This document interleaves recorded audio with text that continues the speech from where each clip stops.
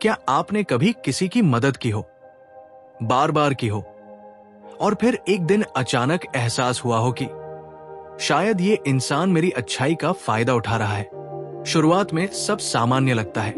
आप सोचते हैं मैं बस अच्छा इंसान हूं, मदद करना गलत नहीं है, कभी मुझे भी जरूरत पड़ सकती है। लेकिन धीरे धीरे आप नोटिस करते हैं कि कुछ लोग आपकी काइंडनेस को रिस्पेक्ट नहीं करते, वे उसे एक्सपेक्ट करने लगते हैं और यहीं से एक्सप्लॉटेशन शुरू होता है। प्राचीन भारतीय ज्ञान एक बहुत गहरी बात कहता है, दया और मूर्खता एक जैसी नहीं होती। अच्छा होना गुण है, लेकिन बिना विवेक के अच्छा होना कई बार खुद को नुकसान पहुंचाना बन जाता है। आज हम समझेंगे कैसे पहचाने कि कौन आपकी अच्छाई का फायदा उठा रहा है। साइन 1, वे सिर्फ जरूरत के समय आते हैं। ध्यान से सोचिए, क्या आपके जीवन में कोई ऐसा इंसान है जो सिर्फ तब मैसेज करता है जब उसे कुछ चाहिए होता है? काम चाहिए, मदद चाहिए, रेकमेंडेशन चाहिए, नोट्स चाहिए, लेकिन बाकी समय खामोशी। ऐसे लोग आपको इंसान की तरह नहीं, रिसोर्स की तरह देखते हैं। भारतीय दर्शन में विवेक का अर्थ है लोगों की प्रकृति को समझना। हर मुस्कुराता चेहरा सच्चा नहीं होता। अगर कोई रिश्ता सिर्फ जरूरत पर चलता है तो वो संबंध नहीं, लेन देन है।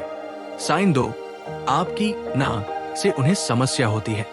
सच्चा इंसान आपकी अच्छाई की कद्र करेगा, लेकिन जो आपका फायदा उठा रहा है उसे आपकी अच्छाई नहीं, आपकी अवेलेबिलिटी पसंद है। जैसे ऑफिस में, यार बस ये एक काम कर दो, तुम तो अच्छे हो, बस इस बार।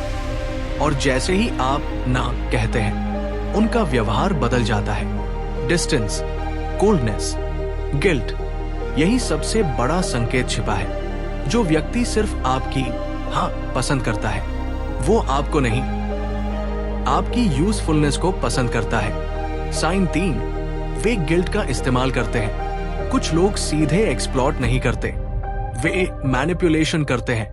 वे कहते हैं तुमसे ये उम्मीद नहीं थी, तुम तो अच्छे इंसान हो, इतना भी नहीं कर सकते? नोटिस कीजिए, वे आपकी अच्छाई को सम्मान नहीं दे रहे, उसे वेपन बना रहे हैं।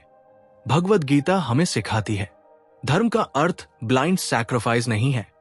अगर कोई आपके गिल्ट का इस्तेमाल करके आपसे डिसीजन निकलवा रहा है तो वो रिस्पेक्ट नहीं है, वो इमोशनल कंट्रोल है।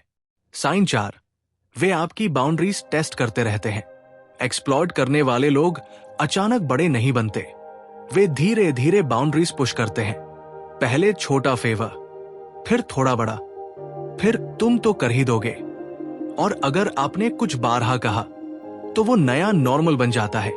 ऑफिस में ये बहुत कॉमन है, बस आज कवर कर लो, फिर वही पैटर्न रिपीट।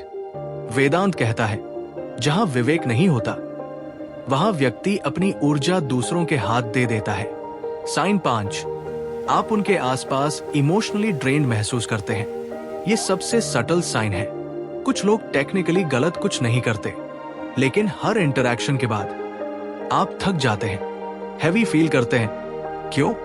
क्योंकि कुछ लोग सिर्फ लेते हैं अटेंशन, एनर्जी, टाइम, सपोर्ट, लेकिन वापस कुछ नहीं देते। हर रिश्ता परफेक्ट बैलेंस नहीं होता, लेकिन अगर इम्बैलेंस हमेशा एक तरफ हो तो ये संकेत है। The real lesson. अब बड़ा सवाल, क्या इसका मतलब अच्छा होना बंद कर दे? नहीं, भारतीय विजडम ये नहीं कहती। वो कहती है दयालु बनो, लेकिन विवेक के साथ, कंपैशन रखो, लेकिन बाउंड्रीज के साथ। क्योंकि अच्छाई तब तक सुंदर है जब तक वो सेल्फ डिस्ट्रक्शन नहीं बन जाती। कभी कभी हम सोचते हैं कि अगर मैंने मना किया तो क्या मैं बुरा इंसान हूं? लेकिन शायद सही सवाल यह है, क्या हर बार हाँ कहना ही अच्छा होना है? प्राचीन भारतीय ज्ञान कहता है सच्ची बुद्धिमत्ता सिर्फ दूसरों को समझने में नहीं, खुद की सीमाओं को समझने में भी है। क्योंकि जो व्यक्ति अपनी अच्छाई की रक्षा नहीं कर सकता, दुनिया अक्सर उसका उपयोग करना सीख जाती है। अगर ये वीडियो आपके भीतर कुछ साफ कर गया हो तो टेल्स ऑफ इंडिया को सब्सक्राइब कर लीजिए और ऐसे ही गहरे और सच्चे विचारों के साथ हमारे साथ जुड़े रहिए। आप सुन रहे थे टेल्स ऑफ इंडिया। हम फिर मिलेंगे एक और सत्य, एक और मौन और एक और गहरी बात के साथ।